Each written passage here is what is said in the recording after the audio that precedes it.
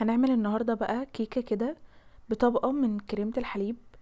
بصوا، هي تشوفوها تقولوا ان هي مكلفة واتعملت بصعوبة، بس الحقيقة هي مكوناتها سهلة جدا ومتوفرة عندنا كمان. يعني بصوا، انا هوريكم شكلها كده هتقولوا يعني ازاي طلعت بالمكونات دي.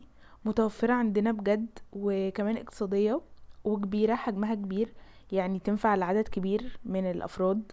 عيلة كده او سهرة مثلا احنا والاصحاب ويعني قاعدين سهرانين نعملها كده، كل واحد مع كوباية القهوة بتاعته، تعادل السكر اللي فيها. كمان سكرها يعني ممكن تقللوا السكر على حسب الرغبة في المكونات.